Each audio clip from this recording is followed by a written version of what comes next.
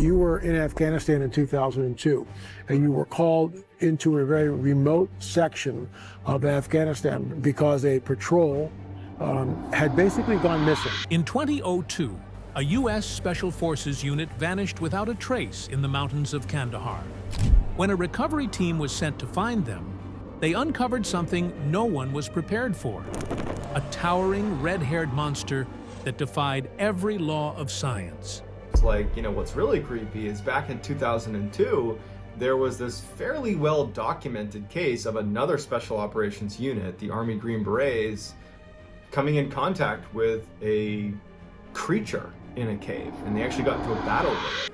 The encounter was immediately erased from official records. Now, 2 decades later, leaked military files have confirmed the unthinkable. The Kandahar Giant was real, and what it revealed about human history is far more terrifying than anyone imagined. The vanishing patrol that shouldn't have disappeared. The disappearance began without warning. In the spring of 2002, during Operation Enduring Freedom, U.S. troops were spread across the mountains outside Kandahar. The mission was part of America's push to hunt down Taliban fighters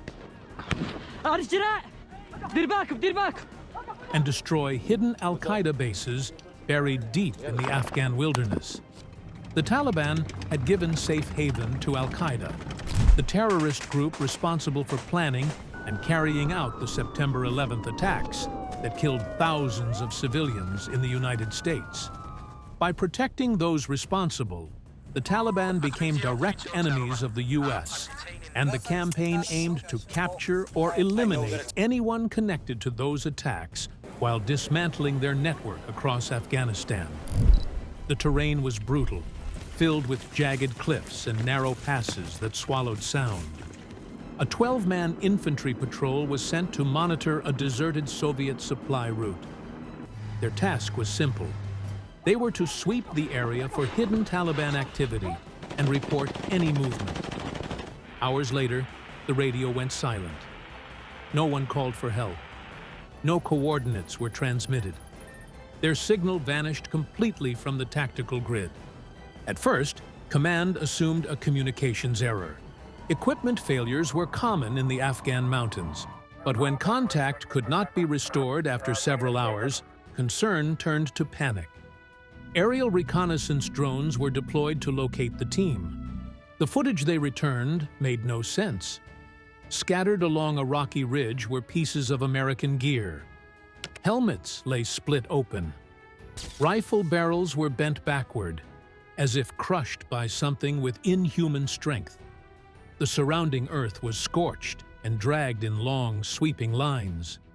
There were no explosion craters, no sign of a battle. The dirt looked scraped, as if something had pulled men across the ground and disappeared into the rock. Nearby villagers were questioned. One shepherd said he heard metal screaming in the rocks the night before the team vanished. Another man described lights in the cliffs that moved without sound.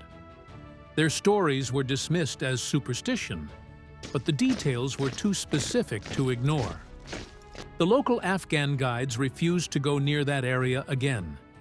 They called the mountain cursed and warned the Americans that old things lived there. A classified recovery mission was authorized immediately. The operation was handled under Tier 1 command, which meant only the most elite special forces were cleared to deploy. They called it Task Force Sentinel. Their job was to find the missing patrol and bring back answers.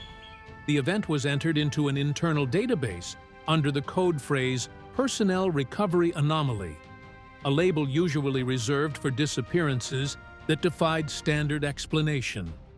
As the team prepared for insertion, analysts reviewed satellite feeds again. The area showed strange heat signatures, like faint flickering patterns that moved along the cliffs. The mission brief warned that this could indicate enemy hideouts or underground caves. Still, there was no indication of gunfire or movement. Everything was still. The team departed at dusk. They were heavily armed and trained for dangerous extractions. Every man was confident and focused. None of them understood that this would not be a rescue mission. It would be something far stranger and far more terrifying. The last clear message the command center received came from the squad leader, who reported calmly, "We've reached the ridge. No sign of the missing team yet. We're proceeding to investigate the area." Seconds later, their radio went silent. What began as a standard recovery operation would soon become one of the most disturbing unsolved encounters of the Afghan war. Following the same trail of scattered gear and deep grooves left in the rock, Task Force Sentinel reached a cave that appeared on no map and should never have been entered by anyone. The cave that reeked of death. Halfway up a limestone ridge, the cave's entrance gaped like a wound in the mountain. The mouth of the cave was blackened, as if scorched by extreme heat. Around it lay torn webbing, broken helmets, and twisted metal that used to be rifles. The air was still, heavy, and thick with the smell of burnt oil and blood. The team leader ordered the men to spread out and keep their weapons raised. The first soldier stepped closer, his flashlight trembling slightly in his grip. The beam cut through the darkness and stopped on something that froze everyone in place. The ground was littered with mutilated remains. Fragments of armor were fused to bone, melted together as if exposed to incredible heat. A broken radio was jammed into the rock wall, its metal casing crushed like soft clay. The deeper they looked, the more horrifying the scene became. A terrible smell filled the air, catching every man off guard. It was strong enough to make several men gag inside their masks. The odor carried the sharp sting of copper, mixed with the foul scent of decomposing flesh, like bodies that had been left to rot for weeks. Beneath it was another strange layer, a faint electrical smell that reminded them of the air after a lightning strike. One of the soldiers muttered that it smelled like a slaughterhouse. No one disagreed. The walls glistened in places, coated in a dark residue that looked like dried blood. The temperature dropped sharply the further they went in. Then came the first clear proof that something unnatural had happened. One of the soldiers, who had a helmet camera running, found a piece of bone lodged between rocks. When he pried it loose, everyone saw the marks.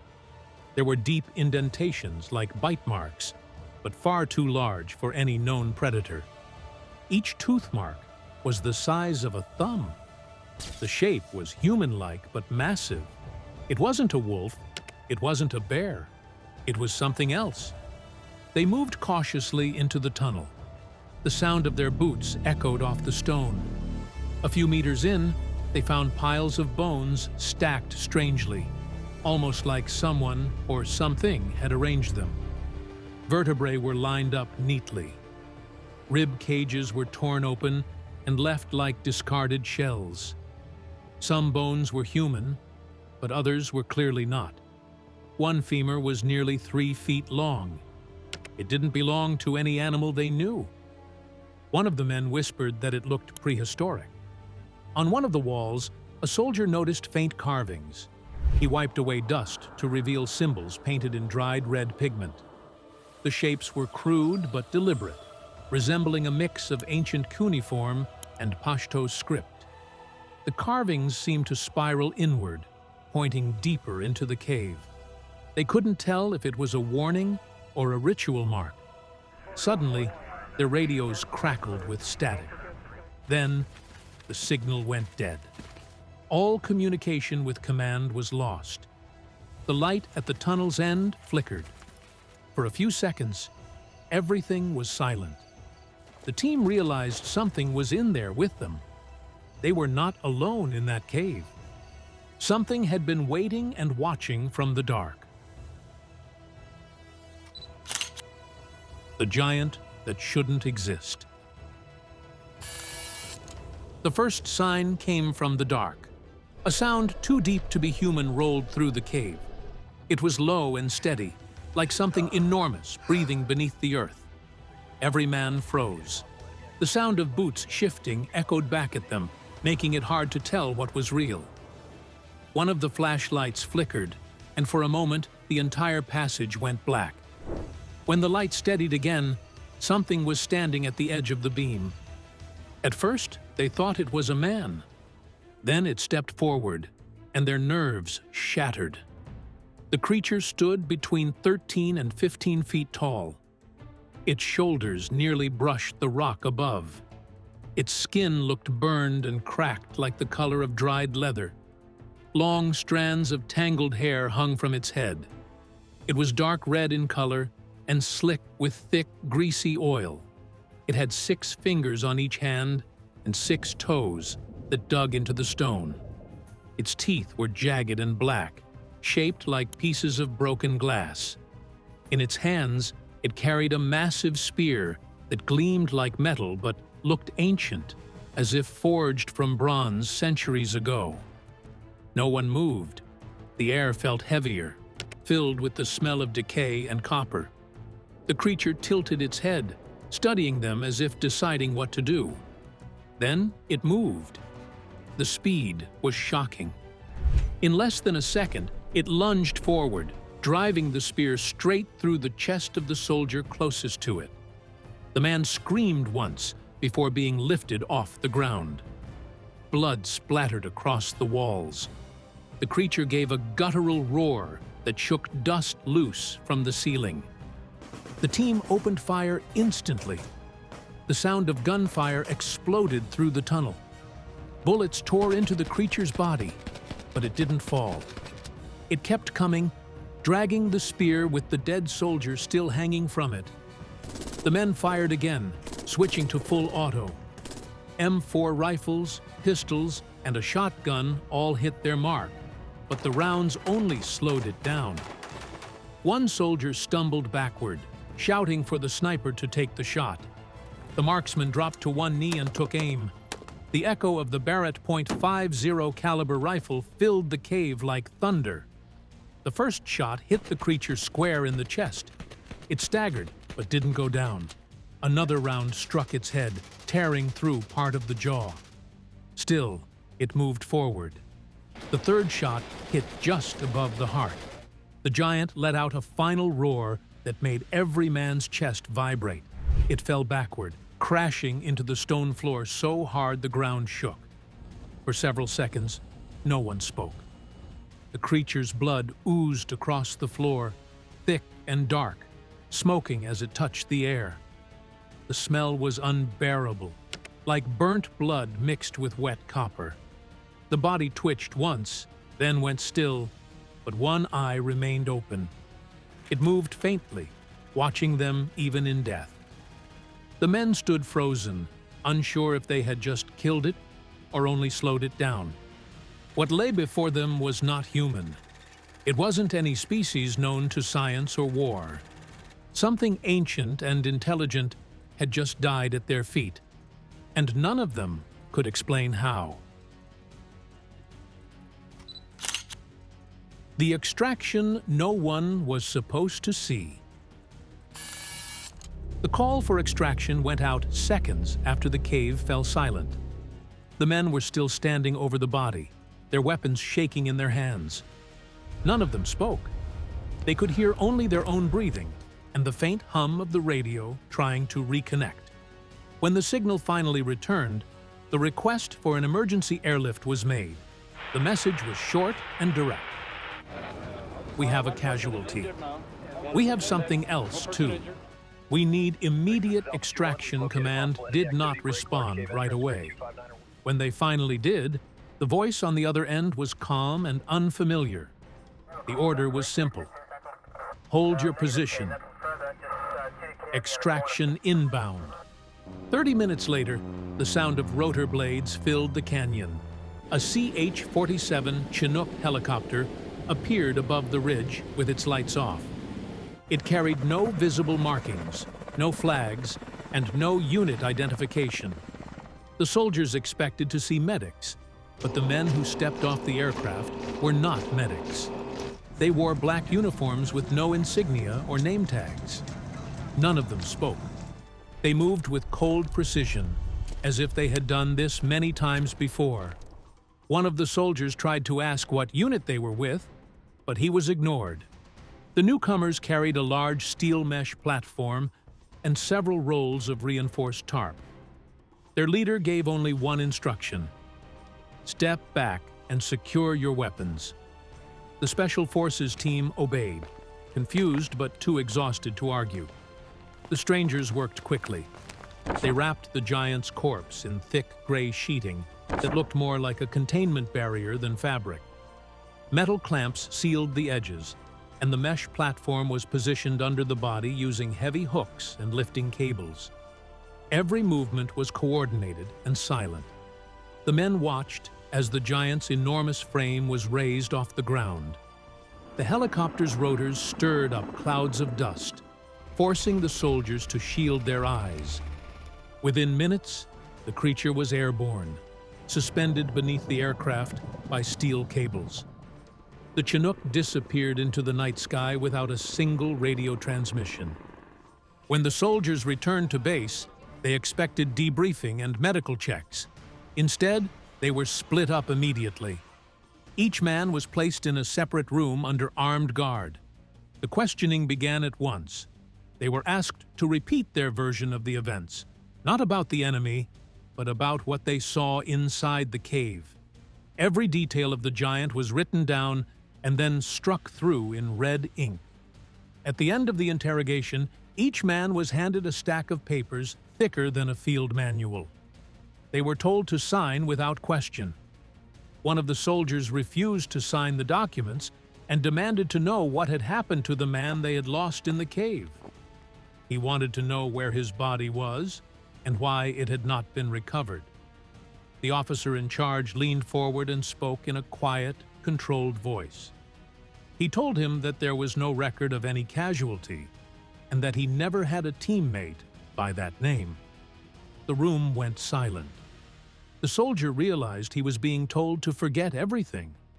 Within 48 hours, he was transferred to another base without explanation.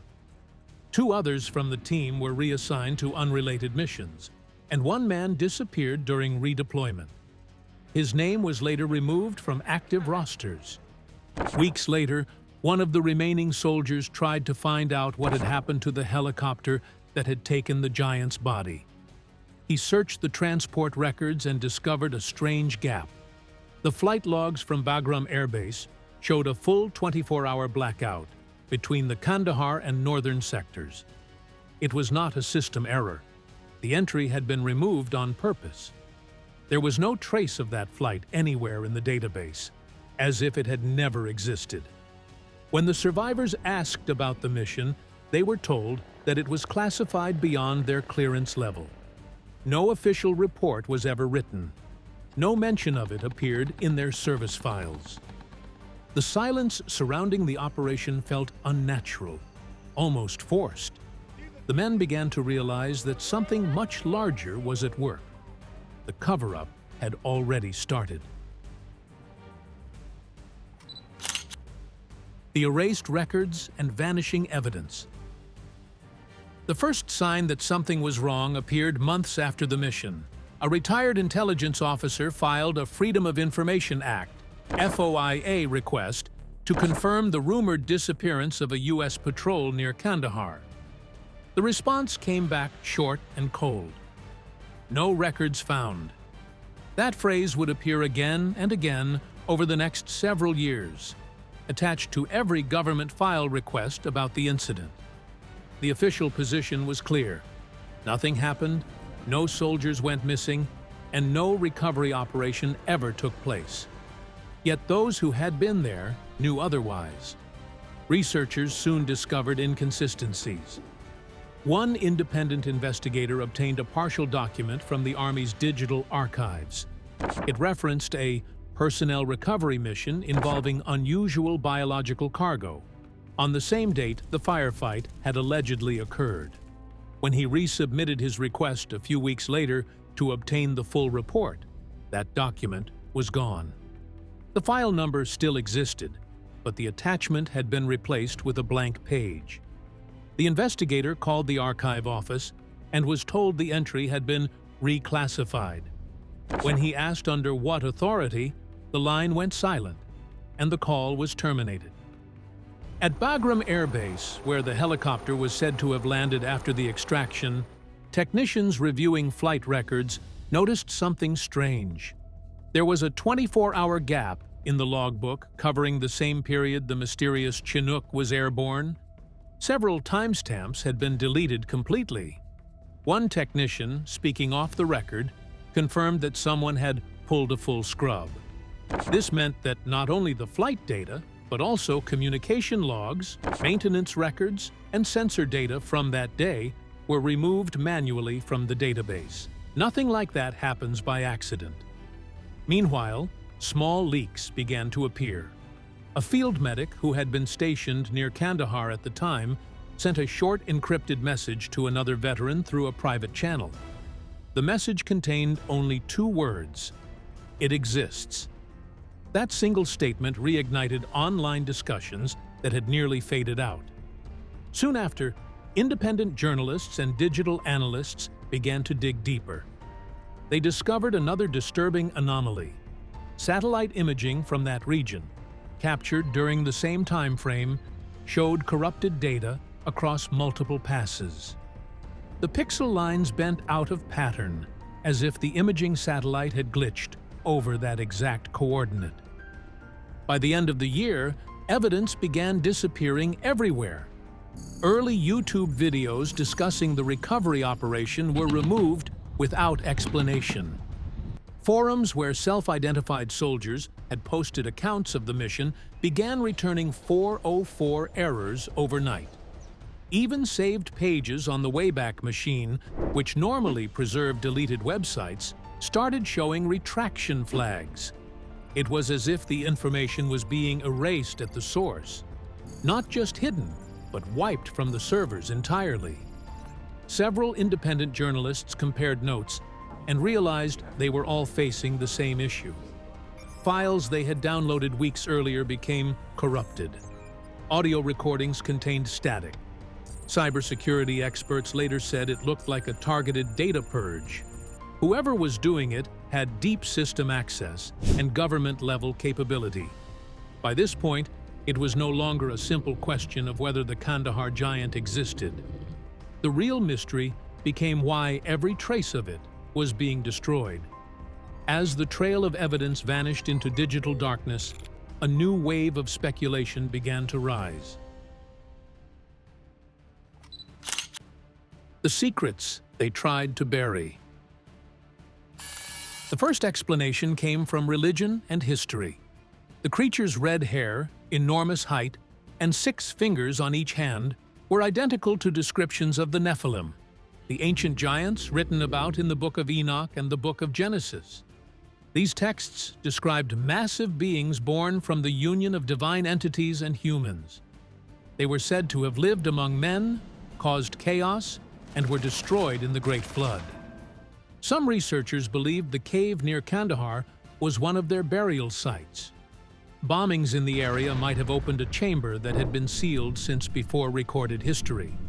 If that was true, the body recovered in 2002 was not a mutant or a monster.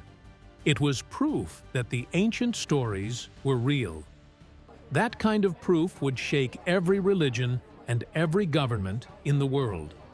Archaeologists studying the region found something equally disturbing. Across southern Afghanistan, they had discovered carvings of giant human figures etched into stone. Many of them were shown holding long spears, shaped exactly like the weapon found beside the dead creature. These carvings were thousands of years old. Historians suggested they might be records of a prehistoric civilization that was wiped out long before modern humans. The burns around the cave and the strange metal on the spear suggested that this being might not have been born, but made. Some experts said it could have been a soldier, an ancient biological weapon created for war.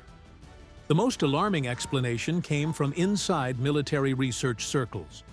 Former analysts claimed that a secret government project called Project Seraphim had tried to clone or rebuild a humanoid species from ancient DNA recovered in Mesopotamia.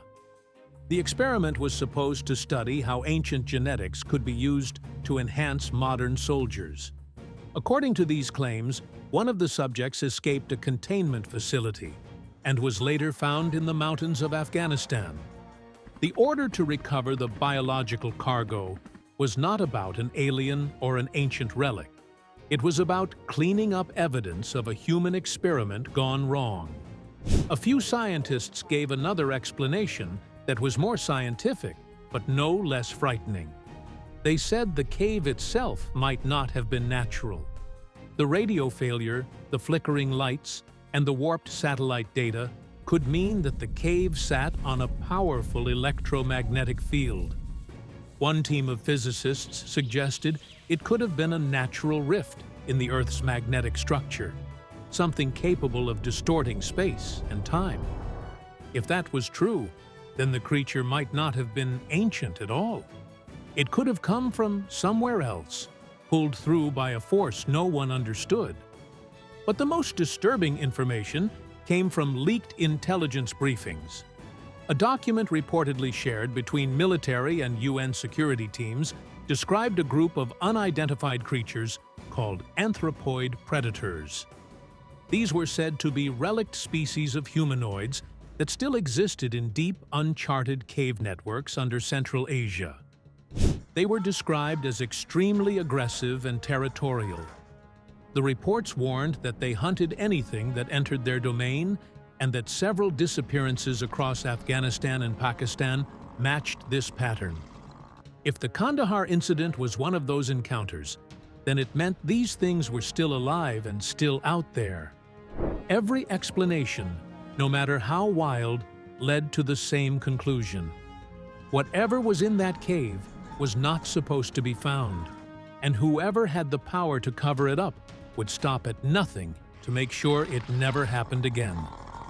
But the most shocking part came later, when the investigators themselves began to experience strange and terrifying events. The investigators who vanished. By the early 2010s, the story of the Kandahar Giant had grown into an international obsession. Researchers, journalists, and veterans were all digging for answers, trying to uncover the truth behind the erased records and missing files. But then, something terrifying began to happen. One by one, the people who got too close started to disappear. Between 2010 and 2018, at least 5 independent investigators who were following the Kandahar case either vanished without explanation or were found dead under circumstances that no one could fully explain. Their deaths were scattered across different countries, yet every case shared the same pattern. Evidence was wiped, files went missing, and silence spread quickly afterward. The first was a former U.S. Army veteran known only as Mike H. He posted a 20-minute video describing alleged DNA evidence taken from tissue recovered near Kandahar. He claimed the blood sample contained non-human hemoglobin and that the results had been confirmed by a private lab. The video gained a small number of views within hours, then vanished. His entire channel was deleted, and every mirror upload across social media disappeared within a day. Weeks later, Mike's friends reported him missing. His apartment was found locked from the inside, his computer hard drive removed, and his phone crushed beyond repair. A few months later, a journalist from Turkey who had been investigating the case was found dead in a hotel room in Ankara. The cause of death was listed as cardiac arrest, but there were no signs of natural illness. His laptop had been wiped completely clean, including backup drives. Security footage from the hotel hallway was corrupted, showing static during the hours leading up to his death. In 2016, investigators discovered a leaked email that appeared to come from a government address, although the sender could not be verified. The message contained only one sentence: "Contain all Kandahar assets. Erase local archives." Within days of that email appearing online, several military discussion forums that had hosted eyewitness accounts from supposed Special Forces veterans abruptly shut down. No reason was given for their closure. Posts that described the Kandahar mission were removed, and entire threads vanished overnight. Users who had shared information began deleting their profiles. A few of them posted final messages saying they had been contacted and warned to stay silent. After that, those accounts stopped responding, and many of the people behind them were never heard from again. From that moment, the story was no longer just about what happened in 2002. It became about what was happening to anyone who tried to expose it. The silence around the Kandahar Giant had turned into a weapon. Every person who spoke up was erased, and the disappearance of those investigators became the clearest evidence that something very real was still being hidden. And then, after 2 decades of denials and vanishings, the real answer finally surfaced. The solved mystery. In 2024, everything changed. A group of independent researchers in Europe, using advanced AI decoding software, gained access to a cache of leaked defense intelligence files. These files had been locked away for decades under a project called Operation Enoch, a classified Department of Defense program that ran from 1998 to 2005. According to the documents, the program's purpose was to collect and study genetic material from unidentified biological entities recovered in global conflict zones. What they found in those files finally explained what really happened in Kandahar. One report stood out above all others. It was labeled Subject K-17, anomalous anthropoid sample recovered near Kandahar. The report described a biological recovery operation that perfectly matched the 2002 timeline and coordinates of the missing patrol. The details were exact. The body measured roughly 4.2 meters tall, with full skeletal and muscular preservation. Tissue samples were analyzed immediately after retrieval, and the results were shocking. The DNA sequencing showed clear human ancestry, but several chromosomal structures were entirely unknown to modern science. The genetic sequence was far older than any record of Homo sapiens, suggesting that the creature came from a line of beings that existed long before human civilization. Even more disturbing, several of the genome markers looked artificially designed, as though they had been altered or engineered. The scientists reviewing the samples concluded that this was not a natural mutation. It was a deliberate creation, something made with purpose. At the bottom of the report, one classification note stood out in bold red type: biologically viable. Reproductive potential high. The being that Task Force Sentinel had killed was not a fossil or a relic. It had been a living, breathing organism capable of reproduction. The decoded files went on to explain that the Kandahar sample was believed to be a survivor of an ancient pre-human civilization that may have been wiped out by catastrophic natural events, possibly the same events later described as the Great Flood. The Afghan War's heavy bombing runs in that region were believed to have shaken open one of the deep burial chambers where the species had been entombed for thousands of years. The creature had simply awakened. The files confirmed that the cover-up was never about a single encounter. It was about what that body represented. If this species existed, it meant that humanity was not the first intelligent life on Earth. These beings shared enough of our DNA to prove that humans had not evolved alone, and that another species, stronger, larger, and older, had once ruled the planet. This discovery explained every part of the mystery: the erased flight records, the missing files, the silenced witnesses, and the forced NDAs. The government did not hide the truth because it was impossible to explain. They hid it because the truth was too big to release. One confirmed discovery of that kind would destroy everything from evolutionary theory to organized religion and the accepted history of mankind. The Kandahar Giant mystery is solved, and the truth is worse than the legend. The soldiers did not kill a myth. They killed evidence that another branch of humanity had survived beneath the earth. And if one survived, more could be waiting. The real horror is not what those soldiers saw in 2002. The real horror is what might still be buried below, waiting for us to disturb it again. What do you think about the Kandahar Giant mystery? Comment down below.